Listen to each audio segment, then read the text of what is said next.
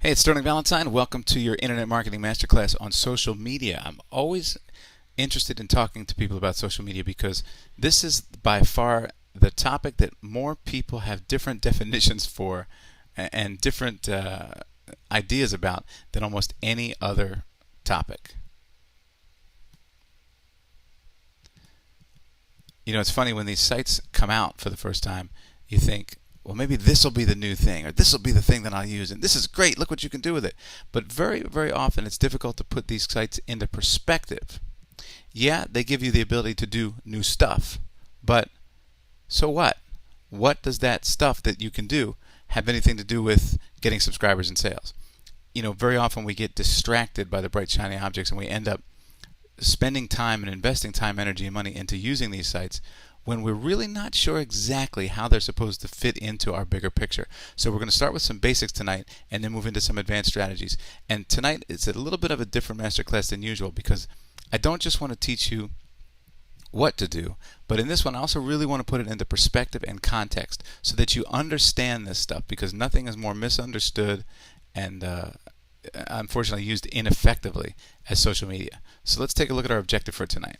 Our masterclass objective is to learn advanced strategies to effectively profit from social media sites like Facebook, Twitter, things like that. And when I say profit, you know, I also mean subscribers and sales. And we're going to also introduce a third element tonight about branding.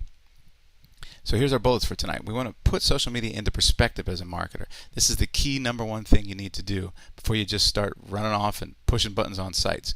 Because if you do it wrong, not only can you, waste a lot of time, energy, and money, but what's worse is it can actually put a black mark on your brand, and you don't want to do that. The last thing you want to do is try to be moving forward positively and end up taking steps backwards and looking negative. So unlike, let's say, technology, for example, technology is a big black hole where we can, drop a lot of time, energy, and money into it, and then later on, 6 months later, say, what did I really accomplish? Not much. Well, at least you're still behind and you're only broken frustrated. But with social media, you can really actually embarrass yourself or turn people off, and you really don't want to do that because it's a live streaming active conversation. We'll talk about that in a little bit. So as I said earlier, we're going to talk about how to use these social media sites to build subscribers, build sales, and also to build our branding. And this is the first time we're really talking about branding in detail in the Masterclass series, because the opportunity that social media provides us, the exposure, the connection, the viral nature, the spreading of it, it doesn't just give us an opportunity to build subscribers and sales, but it gives us an opportunity to be seen. It gives us what I like to call touch points, which I'll tell you about in a second. And these touch points don't necessarily have to lead to subscribers and sales right away. They can pre-lead to subscribers and sales. So having some good touch points is a very good basis for getting started. So I want to talk to you about those in a little bit.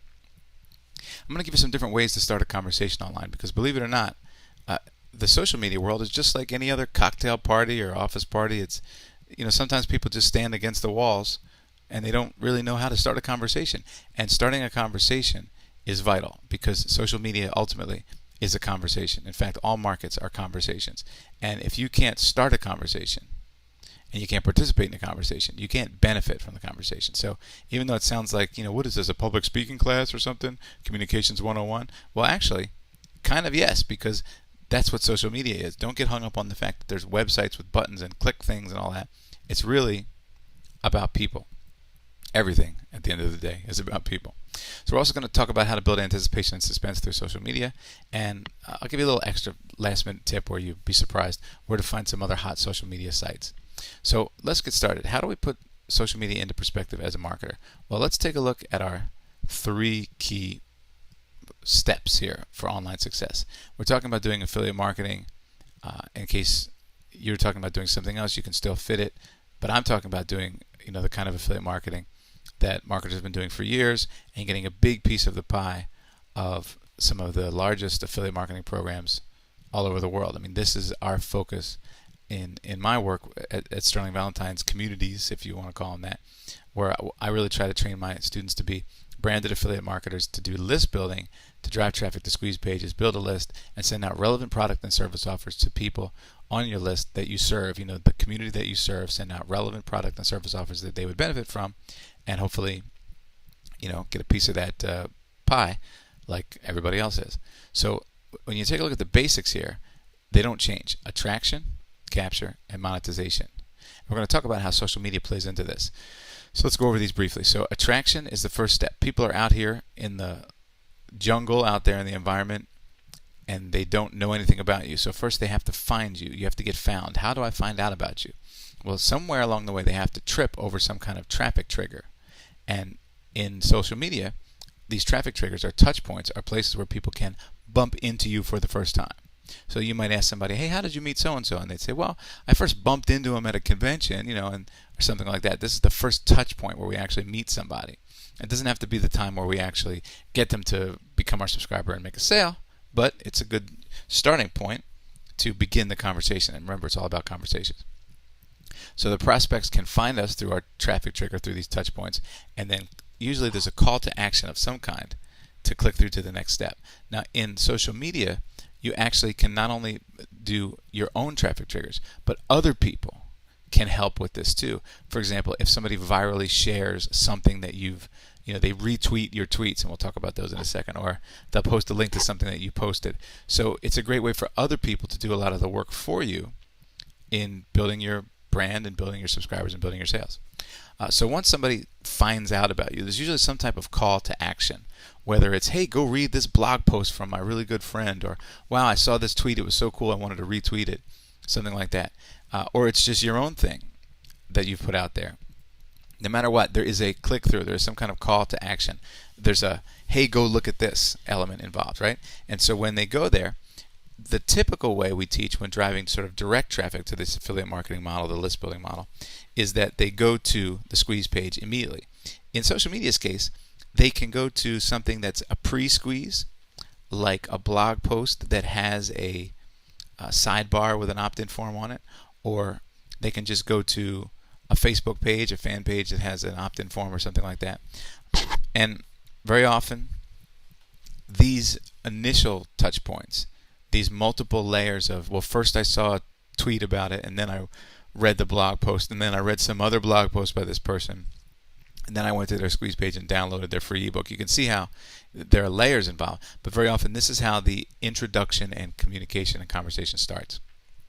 After that, as we know, we monetize by sending relevant product and service offers to the people on your list from either your affiliate partners or your own self. If you develop your own content, that's cool too.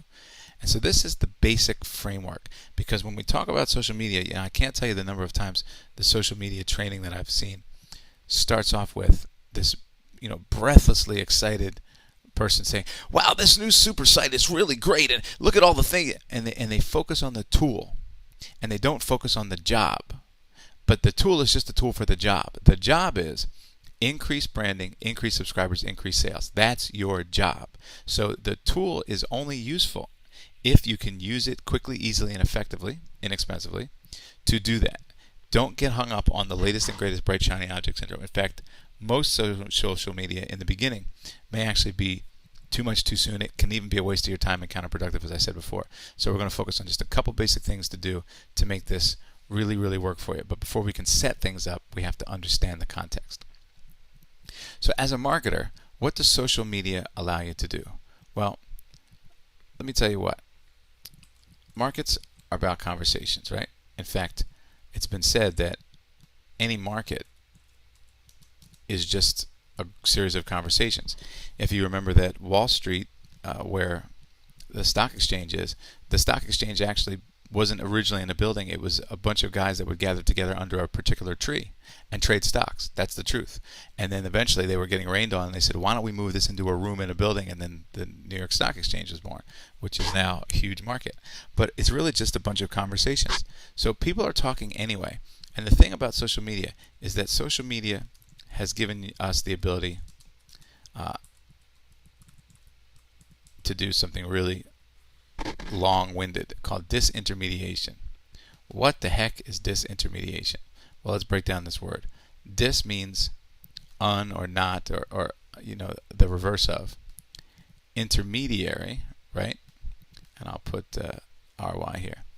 What is an intermediary? That's a go-between. That's a person who's between you and somebody else. And the best way to look at this is For example, the internet has been the great leveling playing field. It levels the playing field. They call it the great leveler. Let's go back into a different metaphor so I can help you understand disintermediation and how powerful it is. If you guys remember back in the 50s or 60s, I don't remember exactly when, but I know there was a guy named Ed Sullivan, and he had a show called The Ed Sullivan Show, and a band called The Beatles came on The Ed Sullivan Show and became worldwide hits, especially in America, because The Ed Sullivan Show broke the act, so to speak. The Ed Sullivan Show introduced the band to the United States. And many argue that if it wasn't for the Ed Sullivan appearance, the Beatles wouldn't have been as big as they were, because Ed Sullivan beamed them into all the homes in the world. So you have the audience, you have the gatekeeper, and then you have the artist, for the sake of this conversation, right? The artist.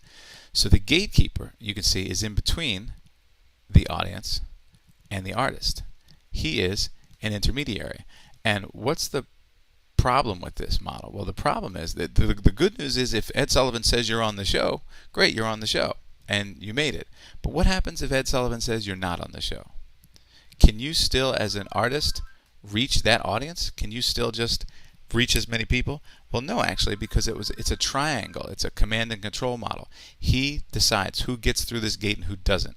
And the problem is, if you don't qualify, if you don't get the gatekeeper's attention, you don't get through. And this happens all the time. People want to get on the news, or a record company, signs an act or doesn't sign an act, or an author gets picked up by the publishing house or doesn't. Do you see how there's these big intermediaries? Television, magazines, newspapers, media, record companies, etc., movie production companies. They hold the keys.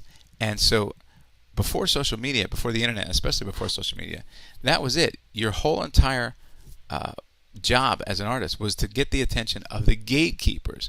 What did bands always used to say? I got to get signed. I got to get a record deal. Remember? And even with American Idol and things like that today, they're still looking for the deal, right? Because gatekeepers still have many, strong footholds in these industries. But social media allows the conversation that has been going on anyway to now happen on a grand scale. It empowers people, and it turns what used to be a monologue into a dialogue. Now, I know this sounds like a college course, a stuffy college course on communications, but you'll see how powerful this is when you understand it. Most of the people who are using these tools are using them ineffectively, I promise you. Most of the time, people who are using Twitter or Facebook, you'll see marketers have no Twitter following and a bunch of posts, buy this thing now, and no followers, because they're using it wrong. I mean, yeah, they're on Twitter, congratulations, but other than that, they're totally using it ineffectively, and they're not getting any results from it. So unless you've gotten superior results, fantastic results from social media, then you might benefit from considering that this stuff is important, because this is the base of this stuff. This is what you build on. This is the foundation. So the gatekeeper always used to decide what stuff the audience could get. And the audience could speak amongst themselves, but the audience couldn't really talk back too much to the gatekeeper. I mean, you could write a letter to Ed Sullivan, but good luck getting a response, right? And then eventually, when the audience was exposed to whatever the content was, the artist or whatever, then they could have somewhat of a dialogue. But really, most of the time, the artist became the broadcaster. Broadcasting down to the audience, putting out movies or records or books or whatever, and then you just take it. That's your job, is to pay for it. And you can speak amongst yourselves in a conversation, but ultimately the intermediaries held such power that your conversation was secondary. But now, the interesting thing that's happened with social media is that it's elevated this conversation. So now it puts us, the audience, in control. And it basically eliminates the gatekeeper. Let me see if I can actually do a strike through on this one. Take a look. No, we can't seem to do that, because the little line where you put the line through the words, I'll just erase it, right? So now the audience and the artist can connect directly with each other. And this doesn't just happen to be has to be the artist. For example, this could be the car insurance company, right? Or the food company or whatever, right? So as we move out of the artistic model into the business model for a second, now look at what happens.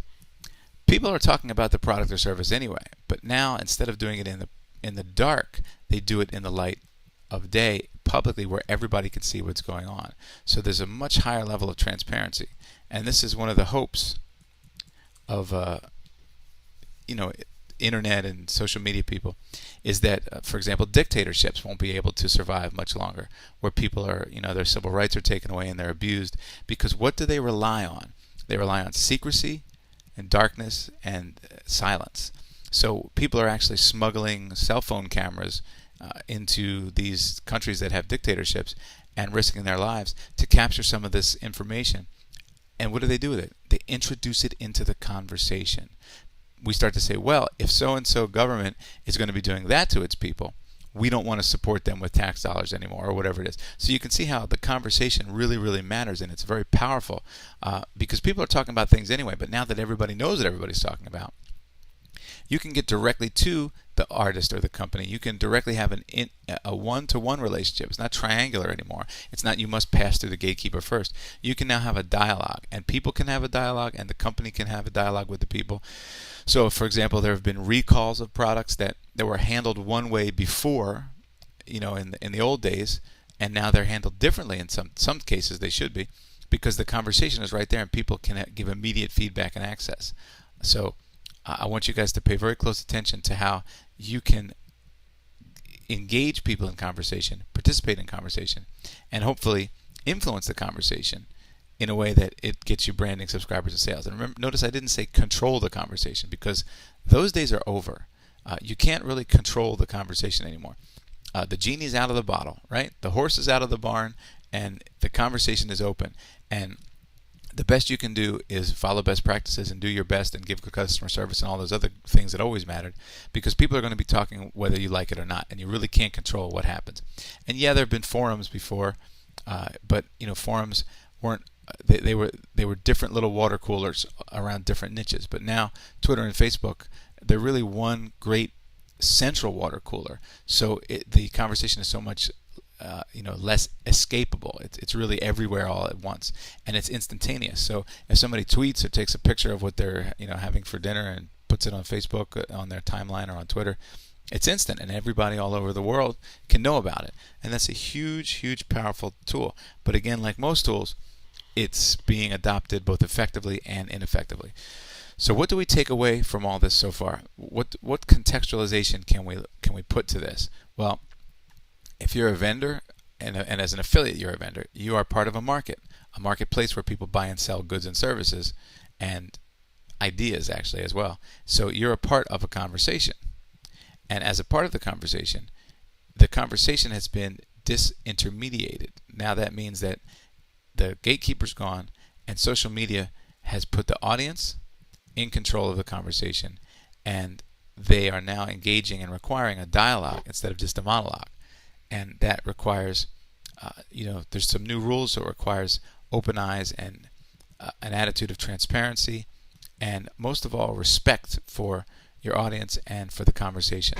So we don't want to start looking at our customers as buying units, as some businesses do. We just want to start looking at our customers as people. And people who buy things talk about things now, and they talk about things in a way that the conversation can be seen. In fact, the conversations can be talked about. So now, for example, you have bloggers blogging about blogs, right? Bloggers blogging about blogs sounds kind of funny, but it's true. You have social media experts who are, tweeting about Twitter. Well, so even the conversation is being conversed about. So it's the levels of power and strength that the audience has that they never had before. And your job is to enter into this conversation, engage with people, make a contribution, and of course, offer value and offer opportunities. So there are ways to enter the conversation, there are ways to engage with people, there are ways to make a contribution and offer value, and there are ways to offer further opportunities outside of the conversation. But above all, you must approach this as a conversation that you have with respect to others. And why is this so important?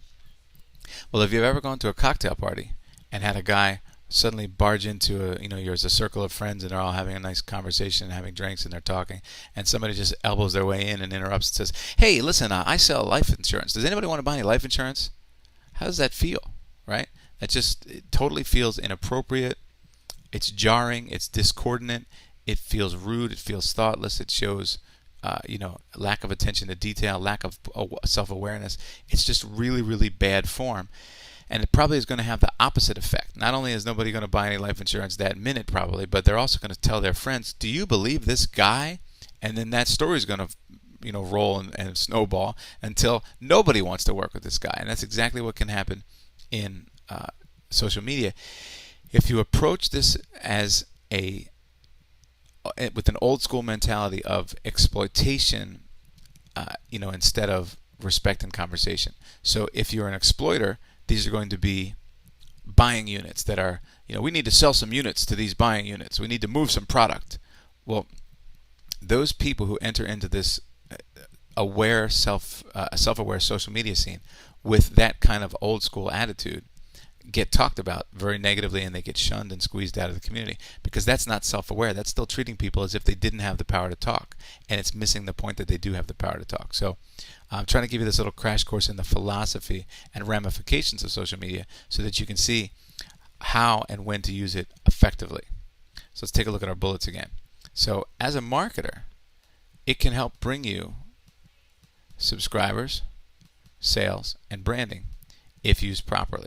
So how do we use social media sites like Facebook and Twitter effectively to do these kind of things? I mean, these are three different areas that we want to focus on, and what are some ways that we can actually do that? Now, of course, if you don't have a Facebook or Twitter account, let's start with the basics and get an account there. Each one takes about 30 seconds with easy to follow instructions that if you've already bothered to sign up and get the content of this course, you already more than know how to do that. So I'm not going to waste your time and insult your intelligence by saying, put your mouse here and type in your name right where it says name, because you already know how to do that. And they have much better instructions than I could provide you, because they have millions of dollars behind them, and they can spend hours making videos and everything on exactly what to do if your password gets lost and all that stuff. So I don't want to waste your time with low-level mechanics. I want to spend your time at a MasterClass level, at a high-level understanding, so you can really profit from this. So get an account on both of these sites, and if you really, really want to get hardcore into social media, then depending on when you get this course and the freshness of it, these sites that are the most powerful sites may change. So instead of making a recommendation to you of the other sites that I think you should use, I want you to Google the words top social media sites, perhaps top 10 or most popular, or here's another great way to Google these things: essential social media sites. And if you really want to get sexy, you can also type in internet marketing, social media. Now beware, you're going to find a lot of vendors along the way. And I'm not looking for you at this time to get caught up in somebody else's course or service or whatever. You're free to sign up for whatever you want. But beware when you search for this stuff. A lot of people know that social media is a hot commodity. They know that people are very interested in it. People want to profit from it. So the best way for some people to make money off of social media is to, sell social media stuff to other people who are interested in social media. So I'm not saying that's right or wrong. I'm just saying beware. A lot of times I've sent people out to get involved in social media, and they come back saying they got involved in some service that they're paying for hundreds of dollars every month that they don't understand. That's really not getting involved in social media. That's just hiring somebody to do something for you that you don't understand, right? And now if you do understand it, great, but I want you to be able to get a Facebook account, get a Twitter account, stay focused on the basics, and those are subscriber sales and branding. Let me actually move these around and handle these individually, I should say. So, subscribers. How do we use Facebook and Twitter effectively to get subscribers? Well, we know that the main pivot point, let me pull up that slide again. The main pivot point here is the squeeze page. You see how the traffic triggers are on one side and the monetization is on the other side. People on the left emails on the right, opportunities to purchase. So what's right in the center of this seesaw is the squeeze page. So whether it's a squeeze page or a squeeze in the sidebar or wherever you put it, the point is that you want to be able to get an opt-in. And depending on when you get this course, you may or may not have yet seen opt-ins also besides via email as SMS. You can also have smartphone apps.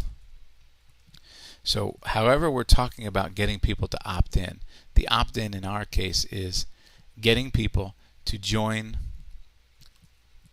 as they say, your maybe lake, that Robert Allen calls it. Maybe lake is, if you imagine a lake stocked with fish, they are maybe interested in what you have, but they're not necessarily buyers. They're just people who are possibly interested. You're worth listening to, but you're not necessarily somebody I'm definitely going to buy from. And this is why two-step marketing, a little side note here, is why two-step marketing is very important. Many people try to drive the traffic triggers directly to the product offers without doing the middle step of getting them to opt in. And that's very dangerous because, as we talked about in many other masterclasses, the people bounce off, they never opt in, and then you never have a chance to get them again. But you still spent the hard-earned time, energy, and money to get them there. So that's not a good idea. So that's why we try to stock the maybe lake first by getting people on our list, and then giving them products and services that they have an opportunity to pay us. So when you take a look at subscribers, you want to get people to something that they can opt in to, right? Some kind of choice where they can join you, right? That's what it's about, joining your conversation, if you will. So there are many ways to use Facebook and Twitter to do that. The most direct ways are the raw way, which is to just make an invitation to people to grab a freebie. What the last thing you want to do on social media is try to make a sales pitch. And if you understand two-step marketing, you'll understand that offering a free product, a free service, a free value, whether it's a consultation or a downloadable report or something like that, to me is the best way to make a sales pitch for the sales pitch. We talked about getting people on your maybe list. The sales pitch comes later when they know you, like you, and trust you. But for right now, you just want to get them into the conversation by providing a value up front so that then they're on your list and you have multiple time-based opportunities to offer them multiple products and services. So grabbing a freebie is a great way to give a sales pitch to the sales pitch. It's not saying, hey, I want to sell you something. It's saying, let me just give you something and give you an easy way to say yes, with the understanding that you've given me your permission to possibly give you a sales pitch later on that you can opt out of any time. So it's really making a sales pitch to them for the opportunity to be able to make sales pitches later. That's why I call it the two-step marketing process, the sales pitch to the sales pitch, right? Hey, can I give you some sales pitches a little bit later on if the value I give you up front is good enough? Right? That's a sales pitch, but the only sale I'm selling is the relationship, because the first sale should always in your mind be a relationship sale. And the way we do relationship, the way we build good relationships, is provide value without expectation for compensation.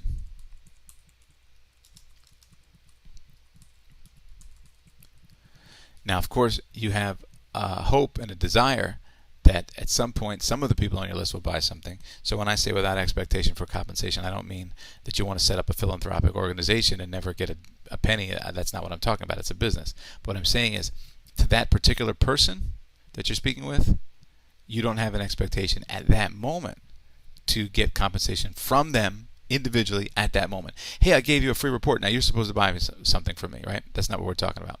So how do we get people to opt in by providing a freebie? Well, you can join the Twitter conversation or the Facebook theme, the Facebook timeline of your own, and put the invitation there. But that won't work if there's nobody around. So we have to take a little trip for a second on how to build a following. And this is a very simple and very overlooked, I'll call it build a tribe, build a following. Or I love this word, build a pre-list. What the heck is a pre-list? Well, let's take a look, for example, at a great way to build a tribe or a following or a pre-list using Twitter. So you get a Twitter account, and if you don't know how it works, it's very simple. It's just a microblogging platform where everybody gets 140 characters to say whatever they want, and if whoever's following them, whoever's following them gets to see their little tweets or posts. So if I follow you and you make a tweet tomorrow, I'll get it. If I'm not following you, I won't get it. If 10 people are following you, then 10 people get your little post, your little tweet, your little microblog message. So you want to build followers so that more people will be in your conversation to hear what you have to say. Great way to do that is to start following other people. And you can start following other people in the area of interest that you have. So if you're a dog grooming expert and you want to make yourself a tribe of dog grooming interested people, then find a bunch of dog grooming people that have Twitter accounts and follow everybody who's following them. Most of the time you'll get a follow back, and a follow back just means that somebody gets a message that Joe Smith is now following you, and they'll say, oh cool, I'll click the button to follow Joe Smith as well. So just by following people in the niche, you can build yourself a nice little pre-list.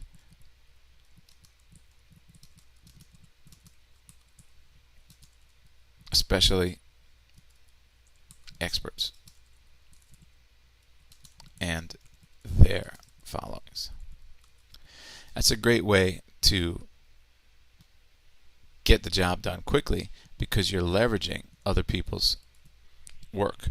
So if there's an expert in dog grooming who took the last 5 years to build a big Twitter following, you can follow some of his followers, and those that are interested in the dog grooming part follow you back. Now you have your own pre-list. It's not necessarily a list, but it's a pre-list. That means these are good candidates of people that may join your list.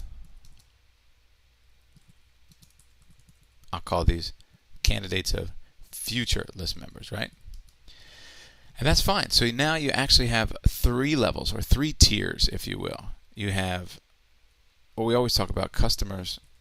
I want to go back for a second. Suspects, prospects, and customers. We know that suspects are people who may be prospects, may be interested in things, but we're not sure if they are. Prospects are people who have voluntarily told us, yes, I would be interested in some dog grooming information. I'm not promising that I will ever buy anything, but you can put me on your maybe list, or your list of people who might be interested. Yes, you have my permission to give me a sales pitch in the future if you've given me value. And finally, customers are people who have spent money with you. Well, that's the traditional way we look at it with internet marketing. But with social media, we want to look at it a little bit differently. We want to add in this step. What's a pre-list prospect? Well, for example, let's say suspects equals all the people in the world. And they're suspects. Some of them may end up being your customers, but just like a detective mystery movie, we're not sure which person it is. So they're all considered suspects until we figure out who did the crime, right? So all the people in the world are considered suspects because we don't know which one of those have dogs and are interested in dog grooming. So they're all suspects for right now, but we want to start to separate these people. So we build a pre-list of prospects, and that is either a Twitter or Facebook following, fans, if you will. And these pre-list prospects are people who have joined Facebook or Twitter and followed you so that they're in your Facebook or Twitter following. But remember, who owns that data? Who owns what's on Twitter? Who owns what's on Facebook? Twitter and Facebook do. Who controls your access to the people who are in your following on Twitter or Facebook? Twitter and Facebook do. If they decide to close up shop or do something else because it's their house and they can do whatever they want, what happens to this pre-list that you have? You don't control the access to them. They do. So this is why it's vitally important to move people from the pre-list to your autoresponder. Now I'm saying autoresponder because of email marketing, but if you want to do SMS marketing, then get them to give them your phone number on a phone squeeze, and or text that they text a message via SMS, and then that puts their phone number on a list. Or if they do whatever the next thing is, download an app or something. They're in your home base now. They went from Nowheresville as suspects to in a list, so to speak, but in a list that you don't control, to a list that you do control, your list, right? And then even if they leave Twitter or Facebook or something else happens to them, or they change their Twitter, account or something, it doesn't matter because you've got them on your autoresponder list. And then from there, it's back to the regular old, relevant products and services.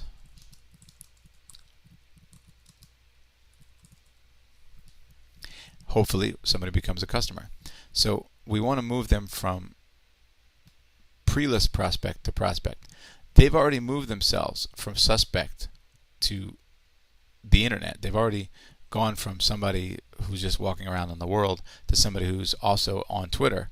So if you could start following the followers of other experts that you know, or just building your network by just looking for people who are interested in a certain keyword, you can go to twitter.com/search and search dog grooming, and then find people who have dog grooming in their profile and follow them. There's a lot of ways to do it, and you can build your own following, and you're free to do so. You can follow those people. That doesn't mean they will all follow you back, but the statistics show a lot of people will follow you back just because it's sort of common rules of the road courtesy, if you will. It just happens a lot. I don't know why, but it's just part of the system. So now they're in your pre-list of prospects. What do we do to then start to build subscribers and sales now that we've gotten them from here to pre-list prospects? Well, we talked about the best way, I think. Invite them to get a freebie. And if you're using something like List Laser, which is the service I provide to give you squeeze pages like this, 40 different squeeze pages that you have automatically branded, free reports written and ready to go, then that's a great way to leverage that and, download a report. How about invite them to a survey, or give their opinion? Another great way to do that is to warm up by posting a like kind of comment, or post a relevant article, link, funny photo, etc. Notice none of these things are sales pitches. You don't want to be like that guy at the party. So by posting these kind of things and building your list of candidates, you're warming up your market and saying, this is a good person to follow. You should pay attention when I put stuff up. And most importantly, you want to offer, whenever possible, value. You want to be a caregiver, right? Just like a shepherd gives care to his flock of whatever he's tending to, or a pastor of a church or a rabbi of a temple or something takes care of their following, and then a father or mother or another guide figure takes care of a family, a teacher takes care of a class. You want to think of this as a community that you serve. So who is the community you serve, and how may you best serve them?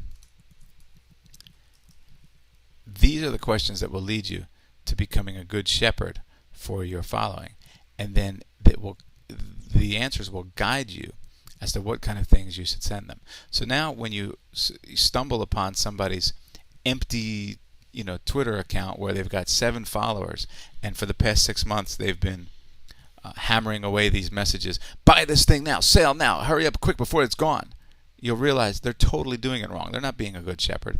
They're just trying the old school command and control way of hammering away, like marketing from the 1950s, where they would just advertise things on television and say, you need to buy this now. That's not this world anymore. This is the 21st century. So if you think of the community and you think of how to be a good shepherd to them, you'll start to think of other ways besides the ways that I've given you to interact with that community. Another great way to do it is to take your freebie. This is a little advanced tip. and ask for thoughts about it. So this is an interesting twist, because in order to give their opinion about your freebie, they have to get it. Now, it's not trickery, it's just asking people for their opinion. They can opt out immediately after, and you can tell them, look, you don't have to be on my list, you can just download it and opt out, or you could even provide them a special link for all your Twitter followers where it's downloadable without opting in, right? So you don't have to it's not like you're trying to fool them, but this is a great way to engage the conversation, get the ball rolling, and get the ball rolling by also getting opinions of the people that you are maybe attempting, representative of the people you're attempting to build a list of. What do they think? Finding out what they think of the thing that you're offering. Maybe they say, hey, your freebie's crap and I hate it and I don't want it and it irritates me and annoys me and it makes me want to not follow you anymore. Okay, thanks for that feedback, because I wouldn't have known. I would have been out there, making bad moves for months or years. So what would you like? You can invite them to take a survey, as I said, and ask. This is a great way to find things out, because people like talking, people like sharing, people like others who find what they say interesting. There's an old saying to strive to be interested, not interesting. People who try to be interesting are always talking about myself. I'm this, I'm that. But people who strive to be interested say, hey, tell me more about that. And there's nothing we like better than meeting somebody that says, tell me more, because we'd like to talk about ourselves. This is part of being human. So when we find an interested party, it's great. Sorry if I spelled that wrong. The old story of the person who was a really good question asker, who really was an interested person, who met somebody at a party, and for an hour they just sat there, and the interested person just asked questions and said, fascinated by things. Tell me more about that.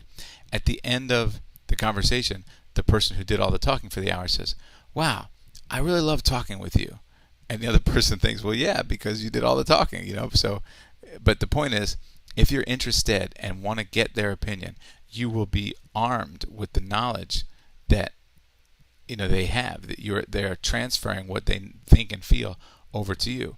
And not only does that build awareness on your part, but it helps you to become something else. And that is a thought leader. Now, that doesn't mean cult leader. That just means a person who is in possession of a lot of the, of awareness of the thoughts and feelings and mood and pulse and temperature of that market. And so you can start to build what they call social capital. Now, social capital is interesting because it supposedly, in theory, it works just like regular capital, money. You can build it by earning it. You can spend it. You can even waste it, right? Social capital is the credit, respect, esteem of the community that you have, and this is a great way to build your social capital. And why is this important? Well, maybe for example, somebody is about to buy, let's say, one of my products or services, maybe through an affiliate or something. Well, I know that this happens before they buy it. They say, well, so-and-so says that it's pretty good. So there's some social capital right there. But just in the event that that person is just making a promotion and doesn't really care about me or the product, maybe they're just selling something. So I should check out the original vendor himself anyway. So people will Google my name, search my name, and then the name of the product or service that I'm offering. And sometimes my Twitter feed comes up, which I haven't been using much lately, but we're in the process of integrating it completely into MarketerLink, our community. So we're very actually big on social media. It's just you haven't seen it yet. Maybe by the time you get this, it'll already be there. But also, they'll check out other conversations, like in forums or things like that, where it's been really, really discussed already, and people will find what kind of social capital this person has. So on forums, for example, they'll find a thread, and somebody else will come in and say, Sterling, I had a good experience with him, or somebody else will say I didn't, and then how did I answer that, or did I even answer it? A lot of people, there's just forums where they're getting torn apart and they never even answer anything. You say, well, that's not a good sign, right? So Social capital is sort of like your online reputation, and it can be built, earned, spent, wasted, saved, and even, believe it or not, traded. So you want to be able to ask as part of being a good shepherd, because this is a great way for you to learn your market. And really remember, you're not just trying to monetize by sucking money out of the people. You really want to monetize through service, right? You want to serve the community, and then the monetization is secondary, right? Provide value without expectation for compensation up front. Givers gain, as they say, and so you want to make sure you give first and ask second, and that works very, very well. So taking a look at that now, how do we try to build sales and branding through social media? Well, if you think about it, the best way to build sales is by building a subscriber list. So the best way to sell, at least initially on social media, is don't sell. Don't ever sell, in my opinion. Now, some people, they've built up a big enough following, and they build a relationship with their Twitter following and their Facebook following, and they just do a blast out, and they say, hey, I got this for sale. I'll do a special 24-hour sale, and it works, and it's fine, and it doesn't hurt anybody. But I say this rule because the temptation is always there to sell too much too soon in the wrong way. So my advice is, until you're at a point where you're making a comfortable living, don't ever sell. Use the pre-list there that you have, you're following online, to engage, excite, interact, build relationships, and ask, so that you know your market better, right? So then what's the best way, since we already talked about sales and subscribers, what's the best way to build your brand? Well, again, I think it's exactly the same thing. Do the same thing you would do to get subscribers, which lead to sales, and that's this stuff.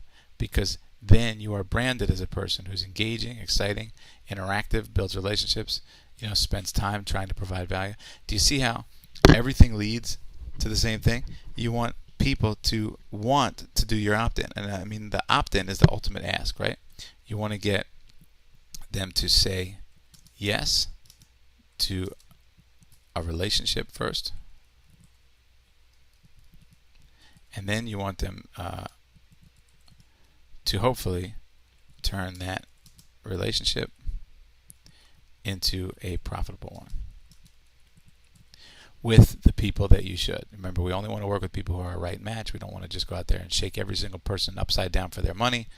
And of course, when you're starting out, you're excited and you want to do that, but look at it long term. Build a long-term approach of respect and value, and try to become a thought leader, become a branded affiliate marketer.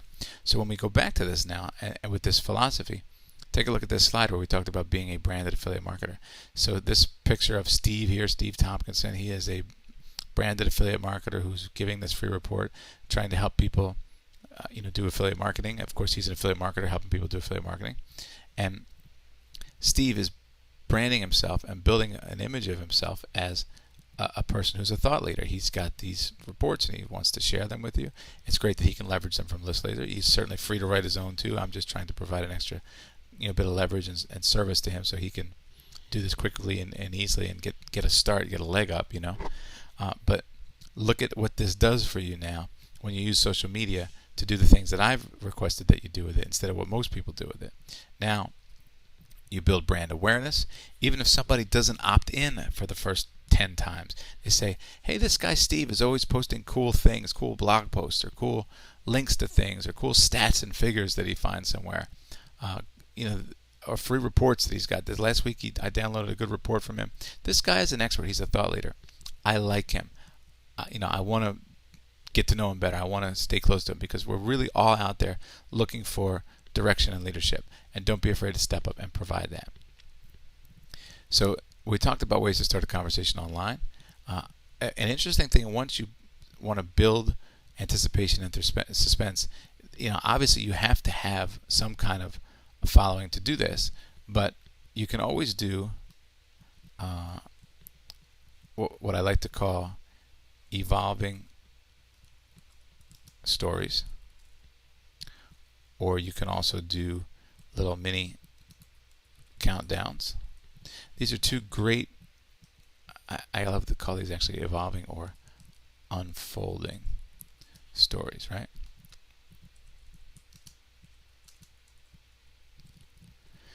So for example, evolving or unfolding stories, you might say, today I'm continuing my review of this product, or I'm going to go on a diet starting on Friday if you're in the weight loss niche. So you start to build the anticipation by doing a mini countdown. You start telling people, sharing your results, unfolding what's happening in real time. Tomorrow I'm going to try this. I'll let you know how it goes. You see how you can keep people involved? We want to use hooks that are open loops. This is more of an advanced strategy to build anticipation and suspense. But an open loop requires closure from the mind. And I want to talk to you about something called the Zeigarnik effect. I'm not sure if I'm spelling it right, but if you Google it, it'll still come up even misspelled. And here's the Zeigarnik effect. It means that if something is left open, then the mind feels the need. It's just a knee-jerk reaction. The mind feels the need to close that loop. So, for example, a person, I think it was a psychologist or a scientist named Zeigarnik, was at a restaurant and watching the different waiters and waitresses. Whenever the waiter or waitress still had an outstanding bill at the table, they could remember everything about what the people ordered and all that stuff. The details were very fresh in their mind because the bill hadn't been paid yet. Once the bill was paid, if you asked the waiter or waitress what the people had, they forgot. They'd automatically left their mind. And so the scientist says that this is the effect that they were talking about, which got named after them, the Zeigarnik effect, that when there's still an open loop, when there's still something hanging out there unresolved, it makes our mind pay attention. So until that bill is paid, they're very, very focused and they follow what's happening. So how does this work in marketing? Well, in the old days of the direct sales letters, the print direct mail days, you might have gotten a direct mail piece that was like a 4 or 6 page letter to invite you to do something, buy gold or subscribe to a magazine or whatever it is.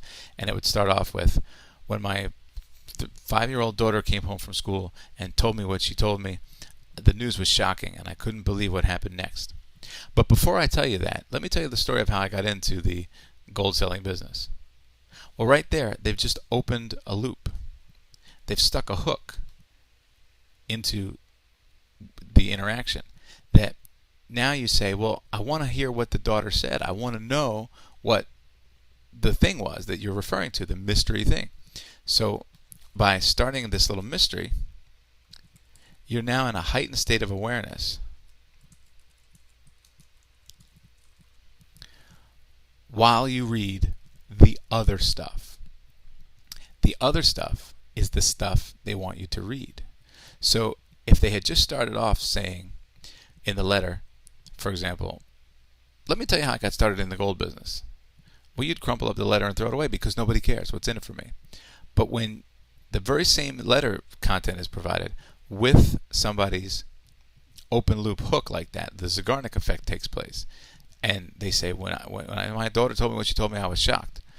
So before I tell you that, there's this. Well, now this part, whatever they want you to read, you are very, very aware of and heightened. And you're speeding through it because you want to get to the part where they tell you what the daughter said. Very strong, powerful effect on the mind. So you'll notice this on the news. They'll say, coming up next, after the commercial, we're going to show you a man who blah, blah, blah, right? Or sometimes they'll do it where they say, here's a little quiz. Who was the Cy Young Award winner in the 1938 New York Mets team? Was it A, so-and-so, B, so-and-so, or C, so-and-so? The answer, up next. And then you're sitting there with a cliffhanger, right? They used to call these movies cliffhangers because in the old days when they had serials, S-E-R-I-A-L-S, a serial movie was a movie that came out in parts, part after part after part after part, sometimes even weekly. So you would see the adventures of so-and-so, the hero, and every week something would happen. Well, they wanted you to come back to the theater, so at the end of the episode, they'd have the hero hanging from the cliff, a cliff hanger. What do? You have to come back to see if he fell off or not. Come back for more, right? That's how they did it. So sharing your results, telling a story, telling a mini countdown, it's not manipulative, a hypnotic tactic. It's just what human beings do all the time. People even do it accidentally with each other. They say, "Oh my God, I went to this party and it was great, but by the way, blah blah blah," and they start telling you something else, and you say, "No, no, no, go back to telling me the other thing. I've been waiting. You're distracting me from what I want to know from you." So we even get irritated when our friends and relatives do this to us. So it's just a very powerful effect, and it comes out when you share an unfolding story or a mini countdown. Sharing results over time, you want to reveal things. So this is a very, very popular and powerful way to communicate with your audience. So you could say, over the next 10 days, I'm going to be telling you the 10 most important things I think about this, or tell you the 7 secrets or mysteries or whatever. It's just very, very powerful because it leaves an open loop. So you want to keep that loop open and interesting, so that people want to come back and get closure. And you can then further split this into getting people's opinions on each thing. So I'm going to review 10 different products. So today's first product out of 10 is this one, and then we can have a conversation about that, etc. So you can multiply and add on these things. It's a great tactic. So finally, where to find the other hot social media sites. And originally I had a site or two I wanted to give you. I wanted to say, so I want you to look here, here, and here in order to, be on the next big thing. But how do you find what's next when the next big thing is over, or the next big thing has been replaced by something else? Well, here's how to do it. Plug in to the conversation and ask, where are people going? What are they doing? What other sites are you using? What sites have been effective for you? Because these sites are launched. Venture capital money is flying around everywhere. These sites are launched, by breakfast there's 3 of them, and by lunch there's another 3 of them. So they change. It's an ever-moving, hyper-competitive moving target. So the important thing is stay plugged in and connected to the conversation. Stay connected by asking questions and posting information, because then you can actually use your connections in your pre-list, your Twitter, your Facebook followings, to not just be your fans, but also friends. So when you do that, you'll be able to actually not only build a following, but actually get a sense of what your market is feeling and thinking. You'll become a thought leader, you'll build your brand, and hopefully that can lead to subscribers and sales. And it'll just make you overall a better marketer. So I hope you enjoyed your social media masterclass, and I'd love to hear from you how you use these techniques and tactics and philosophies to build your own social media following and subscribers and sales. That would mean a lot to me. So get in touch at sterlingvalentine.com, and I'll see you on the internet.